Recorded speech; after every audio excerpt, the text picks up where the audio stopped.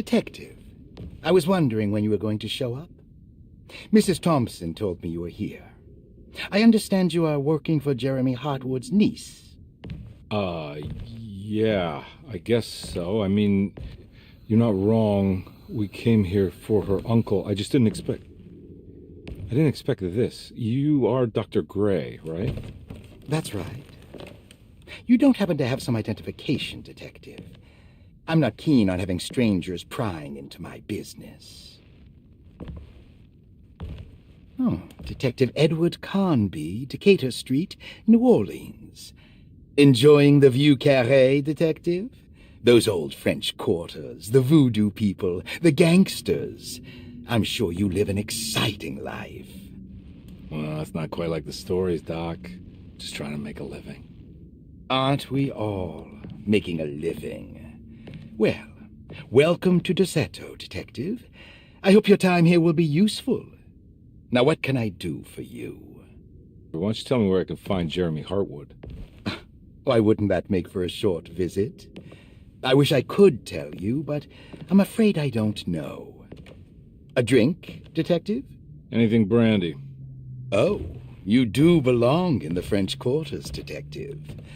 Armagnac or cognac? Just give me the cheap stuff. I'm not much of a connoisseur. Having low standards is not a virtue, Detective. Let me see if I can broaden your perspective. What can you tell me about Jeremy? I wouldn't want to go into details about his condition. Doctor-patient confidentiality. I'm sure you understand. Sure, but he is crazy, and he's gone missing. Why? Here, try this. Ooh, it's good. Got a bite? It's called a sidecar. The trick is not to be afraid of the tartness of the lemon. Then, for goodness sake, don't overdo the triple sec. Okay, what can you tell me about Jeremy? Well, let me think. He is an anxious man, constantly worried about events not presenting themselves according to his model of predestination. He complains about things not being carried out in the right order, and that some things simply shouldn't be. Is any of this helpful to you? Not really. I was hoping for some direction where to look next. I'm sorry. I have nothing for you then. You should talk to my orderlies. They have been looking for him for a while now. I'm sure they would appreciate your help. Yeah, I ran into Batiste earlier. Come to think of it, he might have given me a lead. Oh, excellent. So your investigation is already underway. I'm gonna go, but I'm sure we'll meet again. Looking forward to it. Safe returns.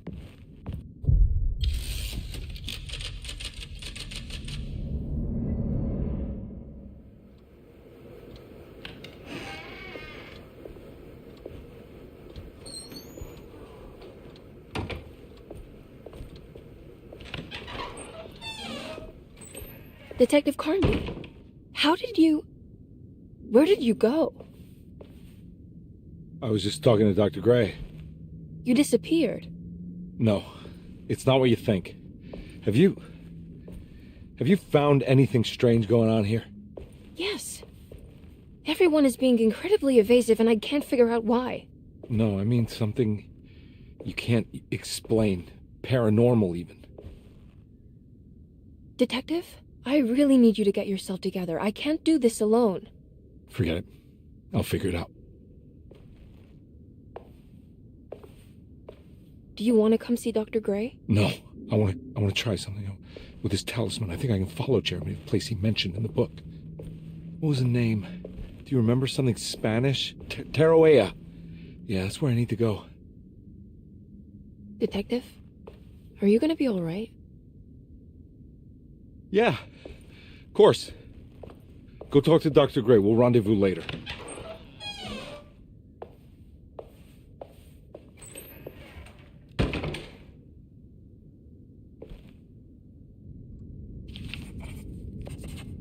This talisman brought me back from the French Quarter in the blink of an eye. If Jeremy can travel so easily, then he could be hiding anywhere, even Teroea. If he can do it, so can I. I just need to figure out how the talisman works.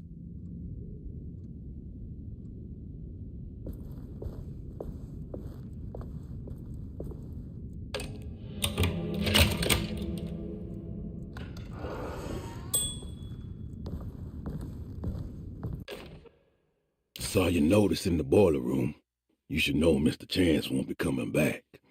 I got no business being in there myself, but you can take a valve from the wine cellar if you want to try to stop the steam pouring out. Be careful.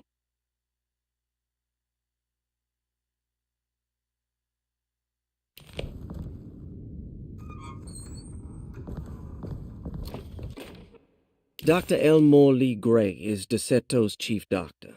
Accounting and all administrative work is handled by me, Paul Waits. Magdalena Thompson, or Mags, is responsible for the household. Jean-Baptiste and Charlotte Tabois are responsible for keeping the guests' medical regimens in check. Finally, Jack Chance is our gardener, who can occasionally be seen in the conservatory, but is for the most part busy outside. There are currently 6 guests at Derceto. Malcolm McCarthy and Ruth Tallant reside on the first floor. Jeremy Hartwood, Elisabetta Perosi, Grace Saunders, and of course Cassandra Beauregard live on the second floor.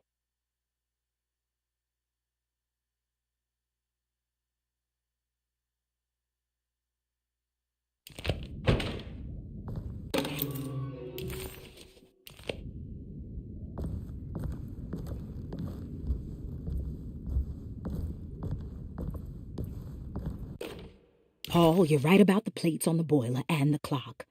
They have been sabotaged, and I think I know who did it. They have something to do with Jeremy's episodes and how he seems to disappear at night. Right now, it's important that you keep an eye out for any of the pieces. I want to find out if I can repair the plates. Let me know if you find any of them. Lottie. Tell Lottie to take a look at the well in the kitchen garden.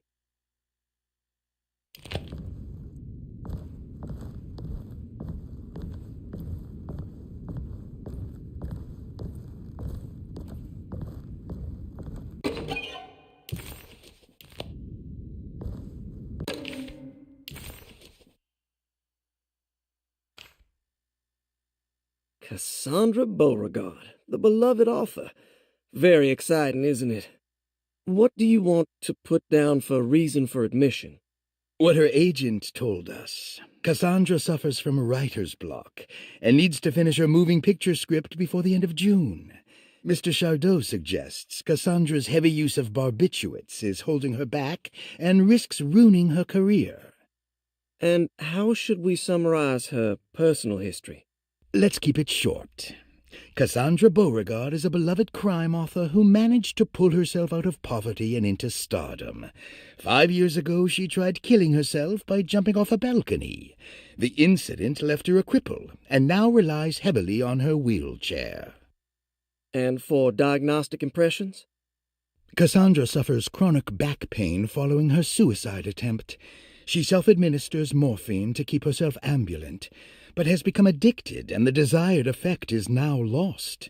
The drug abuse clouds her mind, and she is unable to focus on real life.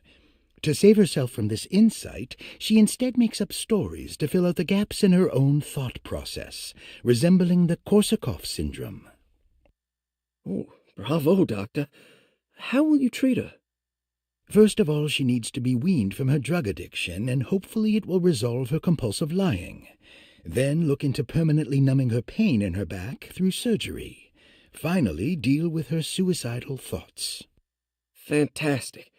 With such a short time before June, I really hope she gets better soon. We will do what we can. Grace Saunders, 11 years old. Reason for admission? The mother insists on strict supervision by a proper gentleman to avoid further perversion of Grace's adolescence. Personal history? Grace's family possesses modest wealth and status. Her childhood seems ordinary, spending most of her time with private teachers and family friends. Grace's father recently passed away, leaving her mother the sole caregiver. And diagnostic impressions? Grace has trouble dealing with her father's death. She is willingly suppressing her feelings on the matter and isn't properly acknowledging the trauma she suffered. Any planned treatment? Grace needs nothing out of the ordinary. She simply needs parental guidance. Eventually, we can work on her feelings toward her father. Thank you, Doctor. I'll finish the paperwork and get her installed. Malcolm McCarthy, 54 years of age. Reason for admission? McCarthy admitted himself to Derceto, stating simply that he needs some damn rest. And personal history? McCarthy claims he used to work as a lawyer in Baton Rouge, but says he can't go into details because of some legal dispute. His background remains largely a mystery, except for the occasional clue that he drops in conversation. Huh. And diagnostic impressions? McCarthy is an anxious man and an alcoholic. He often tells half-truths due to some deep-seated inability to trust other people. And how will you treat that? McCarthy will take some time to open up. Spending time with Jack's dog or the child should be good for him. Their harmless nature will help build his sense of trust. Thank you, Doctor. Elisabetta Perosi, 33 years old? What should I put down as reason for admission? Well, Perosi broke into Derceto and was found wandering the grand parlor. She was confused and suffered partial amnesia. She insisted she belonged here and offered to pay for her stay. Right. What do you make of her story? Perosi claims to have been a member of the Astarte artist colony some 20 years ago, a claim that seems contrafactual due to her young age. She looks to be and even thinks she is 33 years of age. That would make her a child at the time. It seems fair to say that Perosi's story is untrue, deliberately so or not. Diagnostic impressions? Do you have anything? Perosi's story is peculiar, because she retracted her story about the artist colony. She no longer claims to be the same person as Elisabetta Perosi. However, my staff's research has confirmed there was a Perosi at that time who was in her early 30s. I suppose this case will take some time to investigate. How will you go about it? I wanted to contact the real Perosi, but it seems the whole colony disappeared one night, September 29th, 1915, during a hurricane. I will have to take it slow and figure out what this spell of impersonation could have been. Oh, I'm sure it will all clear up eventually. Thank you, Doctor. Ruth Talon, 29 years of age. Looks like all the patients are accounted for, except for Jeremy.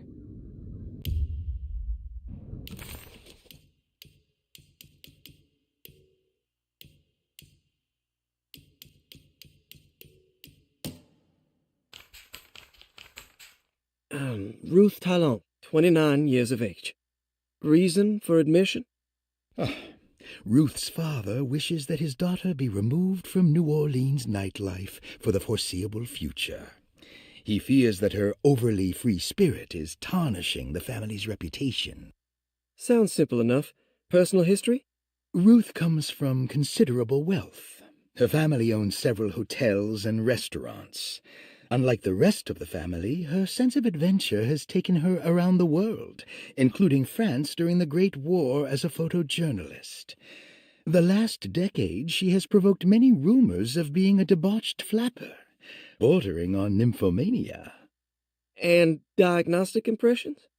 Despite her father's frivolous reasons for her to be admitted, Ruth does seem to provide an interesting case. She is refreshingly open and doesn't shy away from talking about her life during the war or her continuous celebration after returning to the States. She is admittedly a sexual deviant and feels no remorse. And her treatment plan? Simply staying at Derceto should do wonders for Ruth. If not, at least for her family's reputation. Ruth doesn't need to change, but with therapy I might be able to share with her some sympathy towards her family. I doubt she will settle down and become as dull as the rest of them, but at least she might try to be more discreet in the future.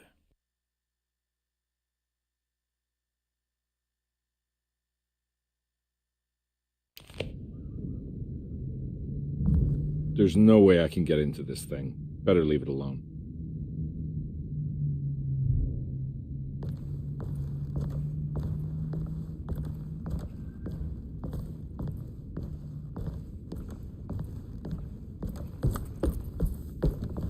I need the key.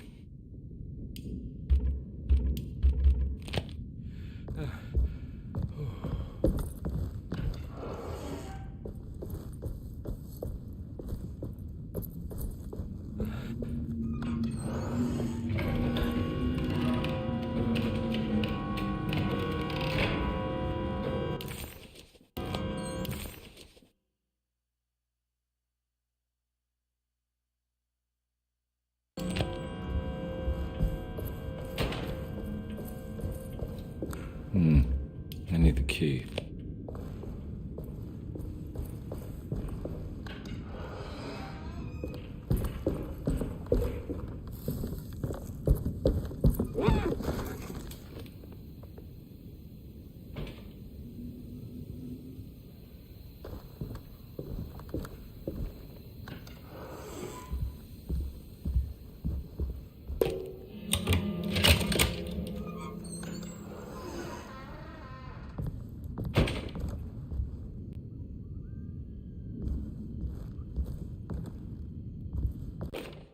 Lost Plantations of Louisiana, Thierry Briclot, 1917. Derceto was a small plantation on the eastern shore of Lake Pontchartrain. The land was considered difficult for industry and was sold for only $30 to Elijah Pickford in 1818. Pickford employed hundreds of workers from nearby New Orleans to clear the woods and build a small plantation mansion facing the lake with a striking Greek Revival temple facade. Derceto kept a modest production of Perique tobacco and indigo that persisted up till the Civil War. During the antebellum era, Derceto was the source of many rumors concerning voodoo and witchcraft. People who traveled the lake reported seeing people dance at night in front of bonfires, bleating and wailing. On June 17, 1862, Captain J.W. Norton of the Union Army recounts leading a raiding party from ships anchored in Lake Pontchartrain in order to seize control of Derceto and free the slaves working there. The captain was surprised to find the workers fighting back with unprecedented zeal. Norton's account describes these men and women as enraged with fanaticism. Pickford reportedly tried to placate the raiders, but was shot in the confusion. Captain Norton left the mansion burning and retreated to his ships with his men. Derceto was left in ruins for several decades. The ownership of the land was long disputed and returned to the Ledoux family in 1901. Several police reports were filed during the following years as the Ledoux tried to get rid of a camp of squatters on their land. The police made several visits to remove the trespassers, but the people kept returning. On November 1st, 1907, Inspector Leras of the police charged a deadly attack in order to save several children kidnapped by the squatters. Many were killed, and even more were jailed. The following year, Ledoux rebuilt Derceto, incorporating the surviving stone foundation and adding a magnificent wrought iron conservatory. The farmland had been reclaimed by the surrounding woods, so it was no longer profitable to use as a plantation. Instead, the house was turned into an artist's colony. The Astarte Artist Colony was a successful group of artists, including figures such as painter Heinrich Cassel and poet Nora Keith. The group was also known for their beloved Mardi Gras crew, called the Pirates of Pontchartrain. On September 29, 1915, a tropical hurricane tore through Louisiana, causing Lake Pontchartrain to flood New Orleans. Due to the remote location of Derceto, it took almost 2 weeks for outsiders to learn that the artist's colony was abandoned. The 12 residing artists had all vanished without a trace. The empty mansion of Derceto still stands on the shore of Lake Pontchartrain, with much of its temple facade intact. The Ledoux family currently has no intention of repairing the house.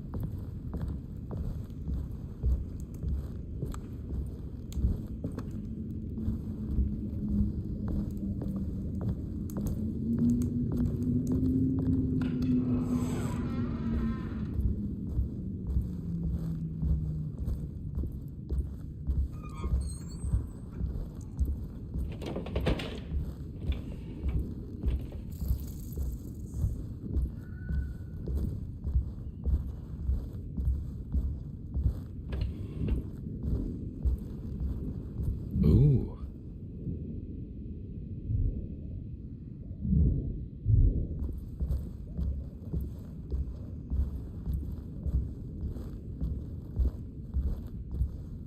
It's wedged shut.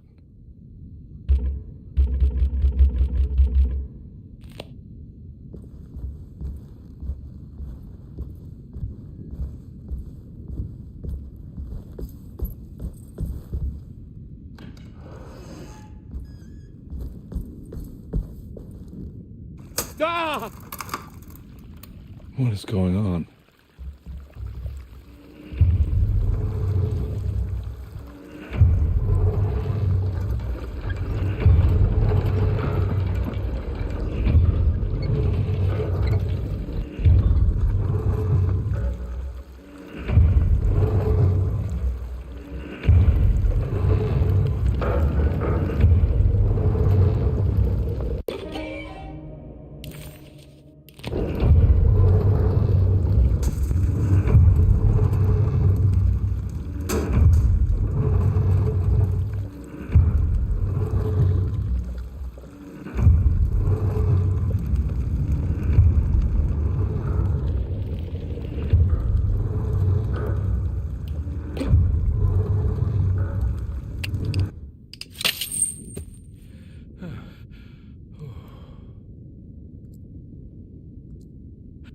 What happened? Everything's normal again? Right.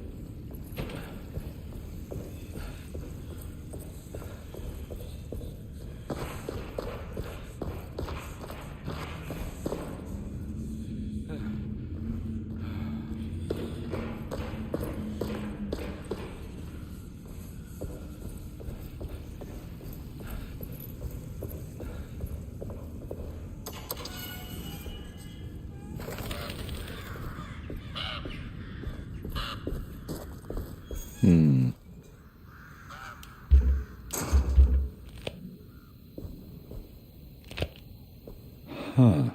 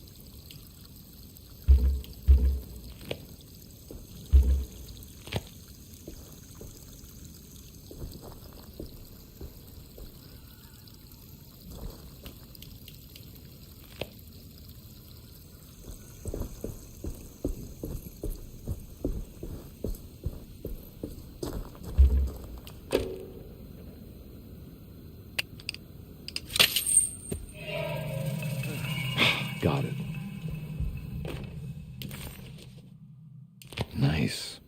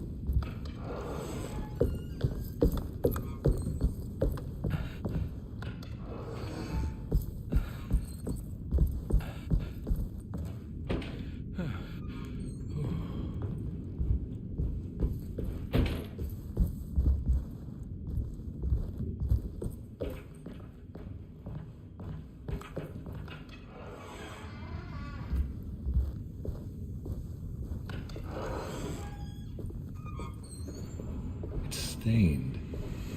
It's another plate for the talisman. Like the other one that's broken and missing some pieces.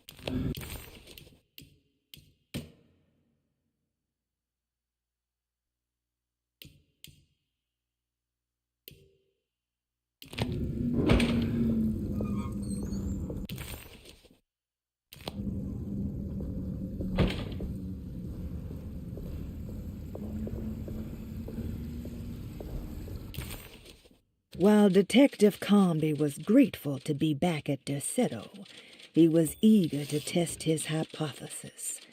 After having suffered through that sinister world, dressed as the French Quarter, Jeremy's writing could be read much more literally.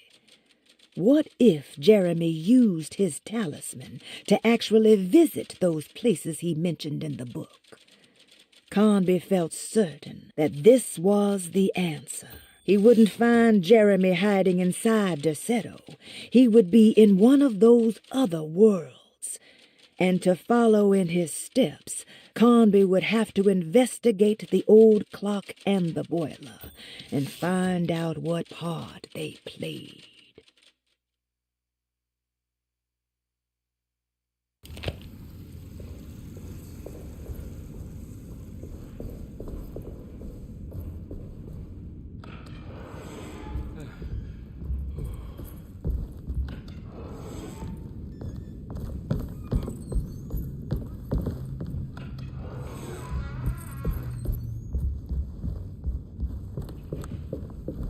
It's wedged shut.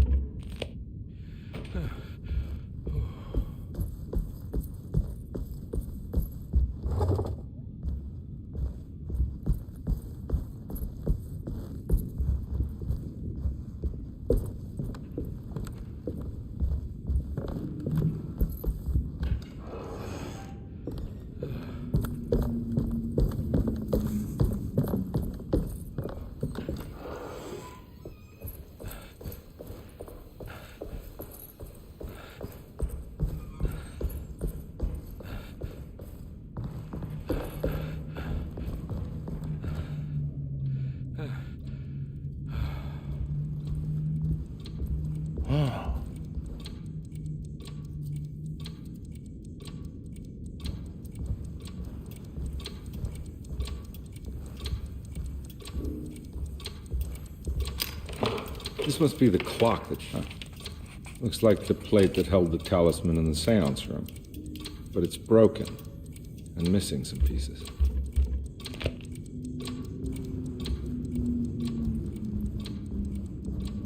I need the key.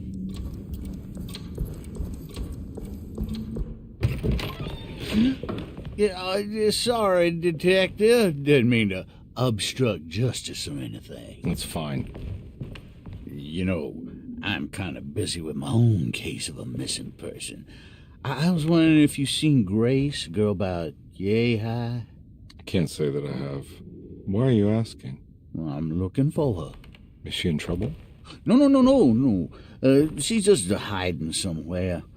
We can't have a rascal like that running around unchecked at a time like this, you understand? Well, I haven't seen her. Well, let me know if you find her. I'll be around. I'll keep an eye out for your man, Jeremy. You scratch my back, Detective, and I'll scratch yours.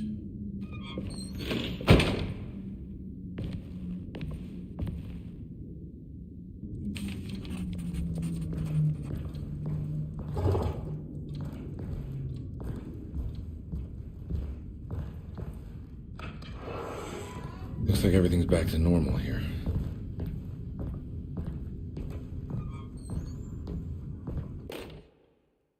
Emily's here.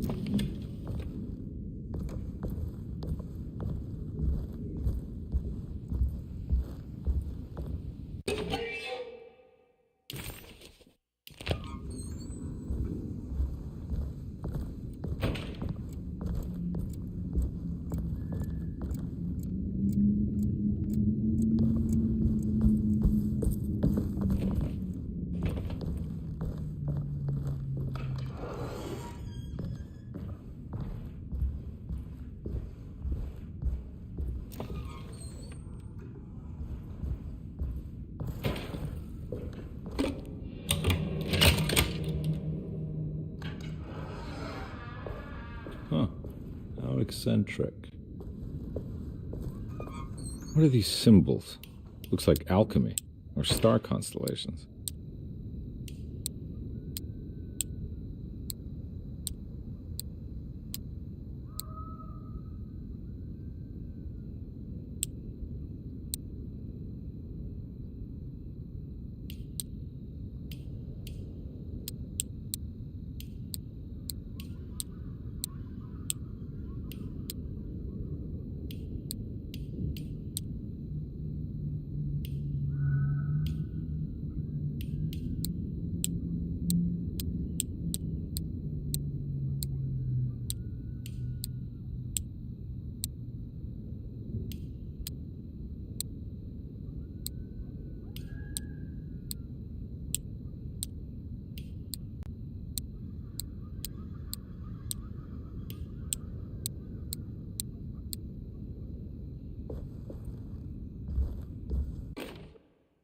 I did it! I crossed the thresholds to my intended destination without a focusing device. My talisman now knows these roads, and I have no need for the plates. I can find my way to Lafayette as easy as I find my own room. I visited the grave of my father and seen the oven waiting for me. Thank you for opening these doors. I now must summon my courage and go back to that hateful mound outside the oil rig. I hope you'll be feeling better when I return. Jeremy.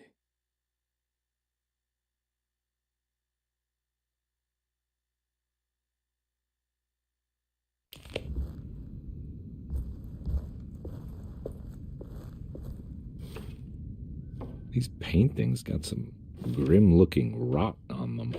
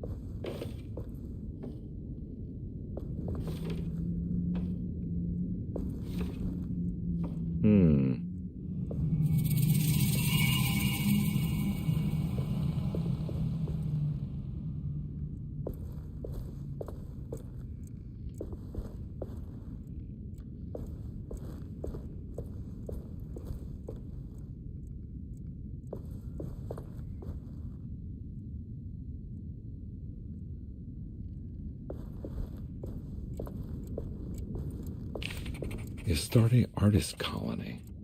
I remember hearing about their disappearance. Must have been 15 years or more now.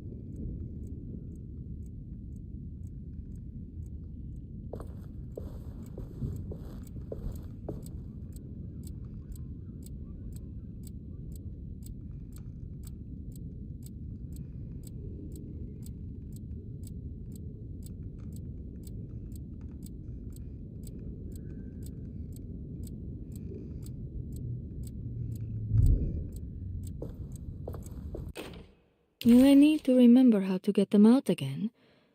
They are locked up for good reason. I am sure she is still able to whisper the answer in the ears of the wrong people. But not for long. I will see her burned soon enough. That black goat will be sacrificed to put an end to it all. Then it will all be over. No more Derceto, and sadly no Astarte. Those good pirates of Pontchartrain. May you still sail the lake, until you find the shores of Hali.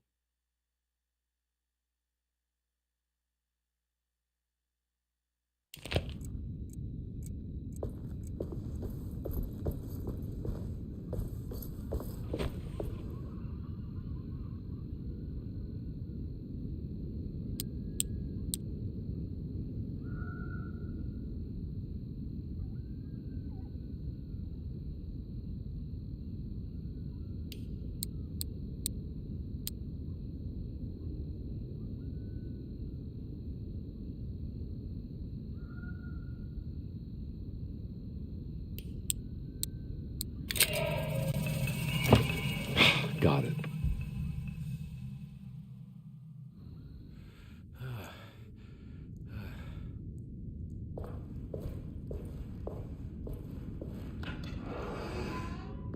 Huh? What?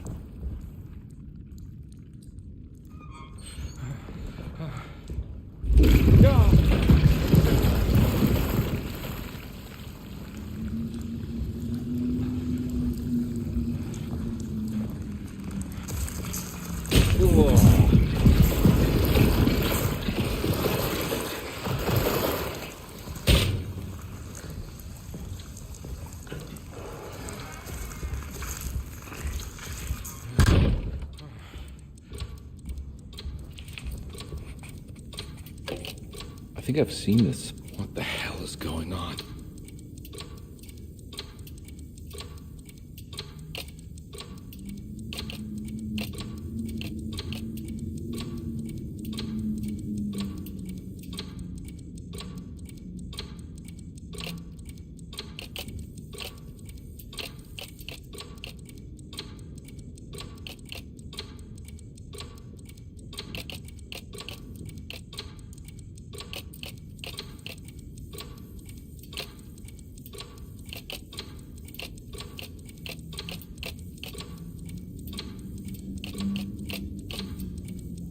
There was something in the commonplace book about this.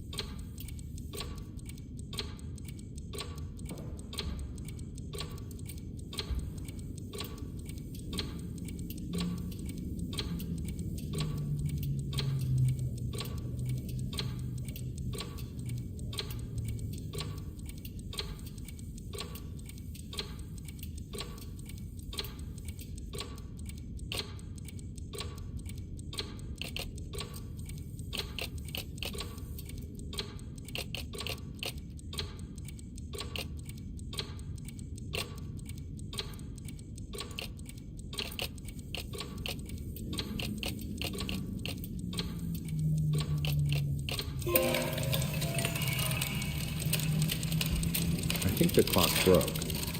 Or maybe it just stopped at a very precise place.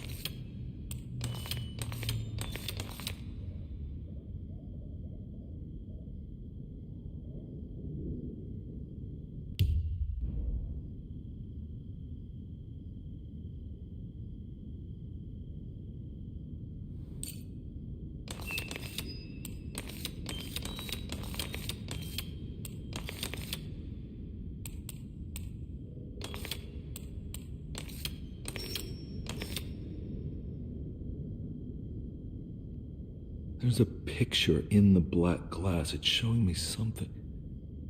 It's the hallway outside Jeremy's room.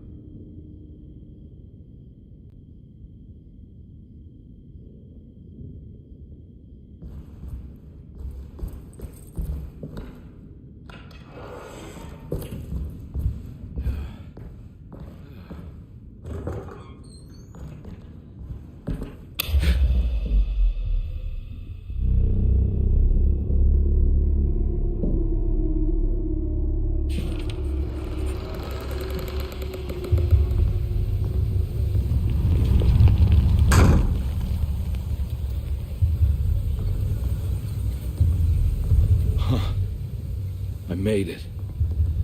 I entered another one of Jeremy's memories.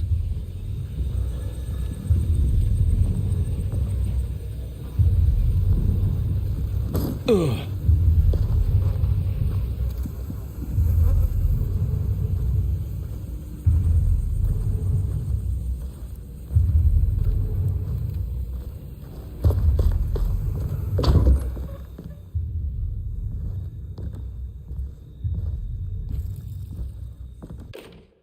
May 1923, Monday.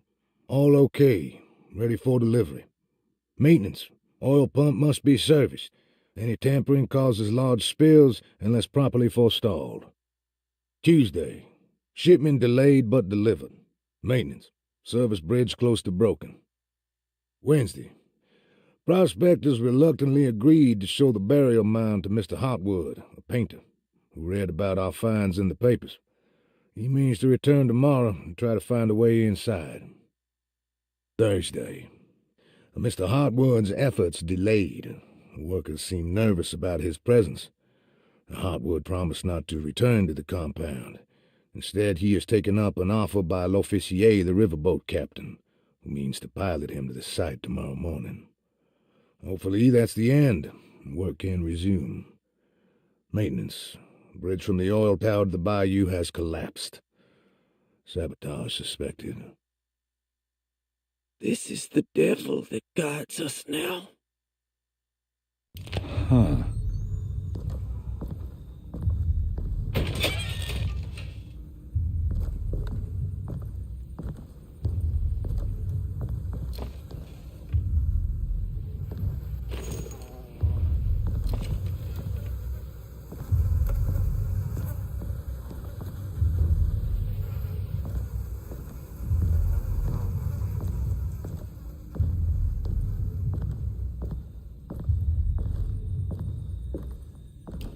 I need the key.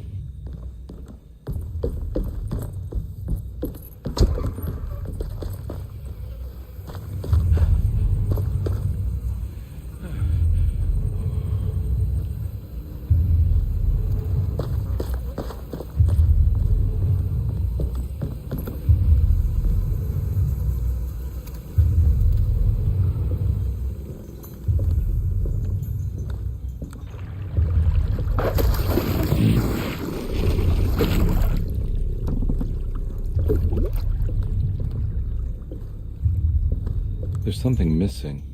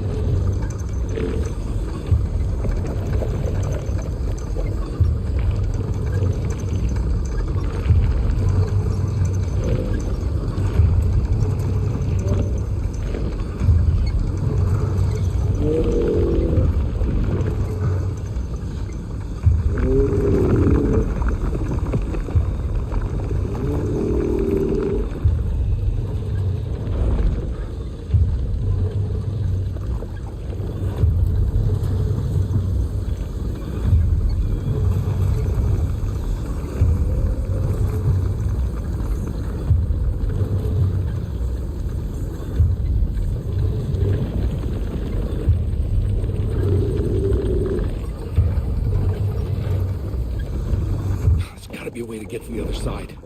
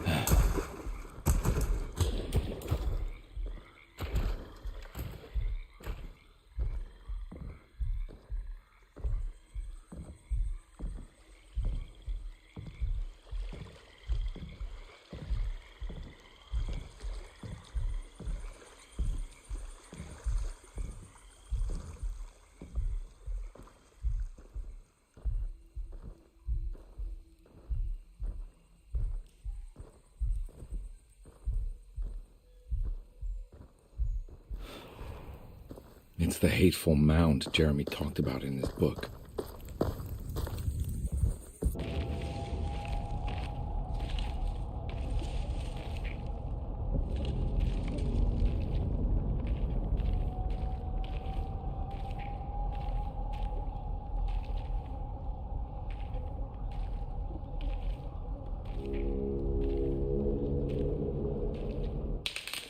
Don't come any closer. I'm armed. Get that thing out of my face. Who are you? What are you doing here? I'm just a detective trying to find something called Terawea. You after Jeremy too? Why? I'm working for his niece. She wants to make sure he's all right. He might be unharmed, but far from all right. He's a curse upon Derceto. Here we go again. Quiet.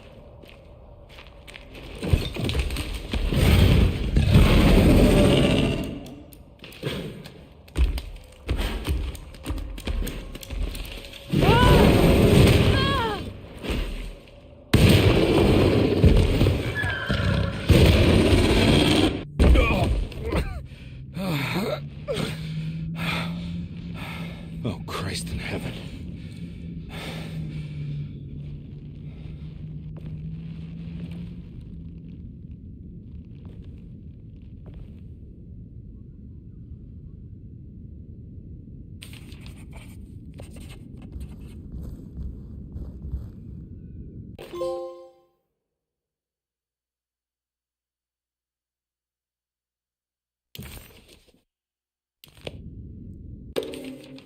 Reflections on the Power of the Verb in Certain Texts by Juan Luis Jorge. To act is in itself divine. Even the slightest movement of our hand is evidence of our soul in motion. Yet our free will is so easily overwhelmed by the dullness of everyday life.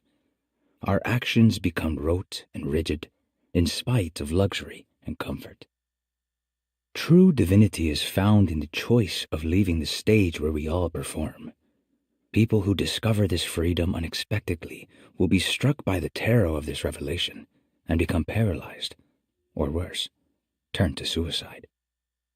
However, if you are able to weather that storm, you will discover that there is a divine path beyond that fear. There is a chance to dismount your destiny and make something new. Something that hasn't been planned for or predestined. There is difficulty in explaining this type of acting as it transcends our everyday choices. This isn't some banal decision choosing one career over the other, or even who I should marry.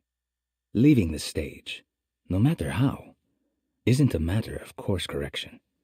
It's a rejection of the story that the Creator is telling.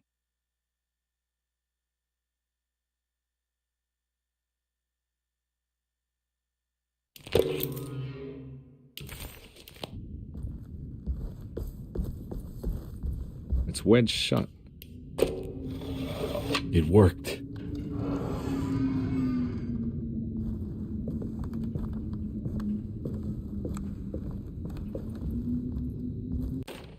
The Barlow lens. Instructions.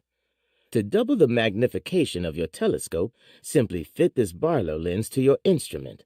Then operate the fine-tuners to adjust the distance between your lenses. This is easily done while looking through your eyepiece. Simply search for a position where your picture is clear and appears flat. When correctly tuned, your telescope should present a clear picture with magnificent magnification.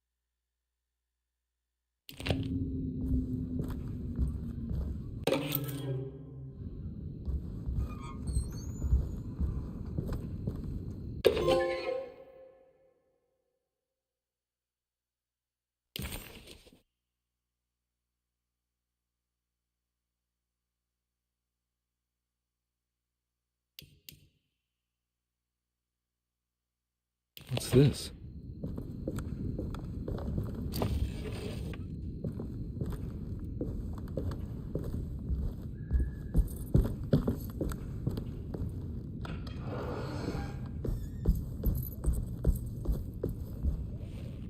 Now we're talking.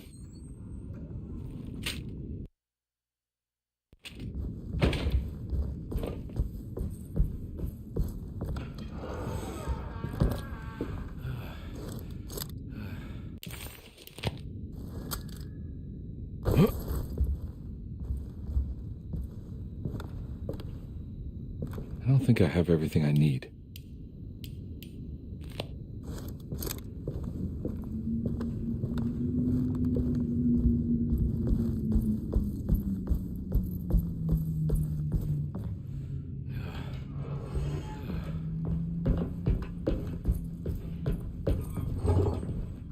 Huh? What?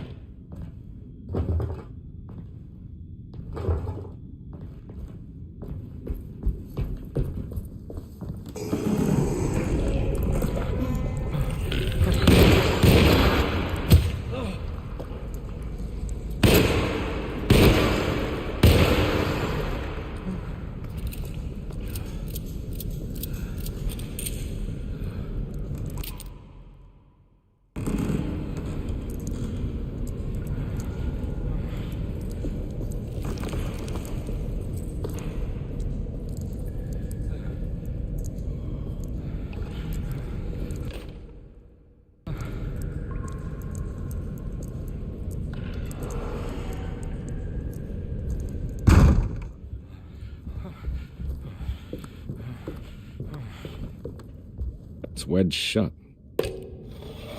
It worked.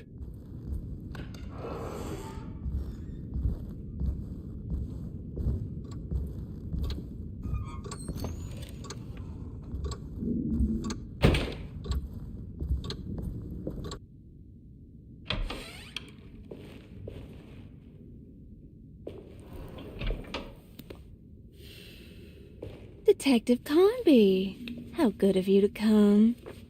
Let me pour you a drink.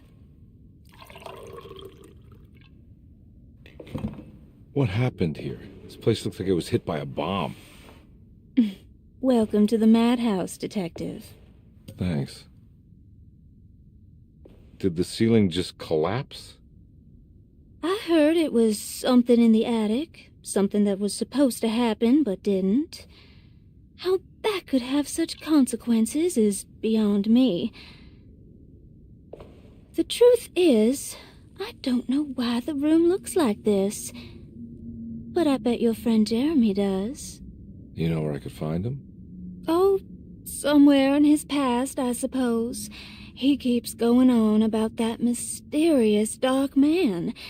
I think he is hiding from him. Or maybe he's with him. I can't really keep up. I don't worry much. Take a look around this room. You may think it looks spectacularly devastated, but I just think it's finally found its stride. It fits perfectly with the state of this place and its loonies. The same goes for the nonsense with Jeremy. In my eyes, we've finally managed to match the wild ride inside all of us. Well, I'm happy you find the evening so harmonious. I hope you don't mind me setting things right. Jeremy's business, that is. This room looks beyond my capabilities. Good luck, Detective. Hope to see you again soon. Yeah. Evening, miss.